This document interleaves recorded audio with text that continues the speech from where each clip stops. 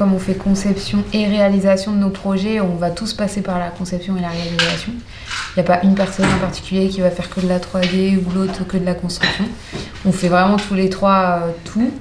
On essaie de trouver le bon moyen de continuer à tourner, de continuer à bosser ensemble aussi tous les trois parce qu'on aime ça. Quand les Martiens ont oublié quelque chose. Non, c'était peut-être qu'au début, c'est sur la grande qu'on s'est dit qu'on... Ok. Du coup, il n'y a que le fond. Il n'y a que le fond qui va la plaquer, ouais. Tu vois, vu que le fond il est un peu... On était à la même promo aux Beaux-Arts et on a commencé à travailler autour de certains thèmes qui nous animaient particulièrement, donc à savoir la ville. Et voilà, avec Vince, on avait les mêmes envies, les mêmes idées. Moi, je suis arrivée plus tard, je les ai rencontrés plus tard. J'étais à l'école juste à côté d'eux, j'étais à l'école d'archi à Lumini.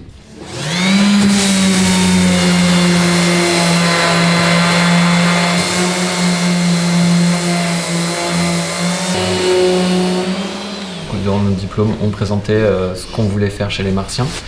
Et une méthode de travail qui nous intéressait était justement de maîtriser un projet durant sa conception, durant sa livraison au client, par exemple dans un espace public, mais aussi de maîtriser aussi ce qui allait devenir sur les prochaines années. Et donc il y a un terme pour ça théorique qui est la maîtrise d'usage, et c'est-à-dire de se serrer la main avec le client dès le départ pour se dire on vous livre un projet mais on revient avec vous dans 1 an, dans 2 ans, dans 3 ans pour peut-être modifier le projet en conséquence de son usage. Les habitants ont fait des retours positifs ou négatifs, on revient 1 an après, il y a un budget qui est alloué à ça et on le répare ou on l'améliore ou on lui ajoute des fonctions nouvelles. Et pour nous ça serait un projet idéal et intelligent.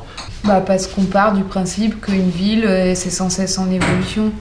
Là tu es dans un espace public où les usages vont changer suivant ce qui va se passer sur cette place-là, etc. Enfin, il peut y avoir le marché, il peut rien se passer, ça peut être un espace de transition.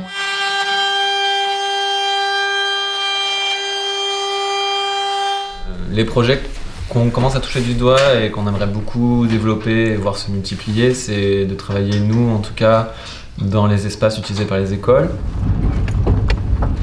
Du coup, ça c'est un projet qu'on a fait justement en collaboration avec Jeanne Sardine, donc un collectif de graphistes.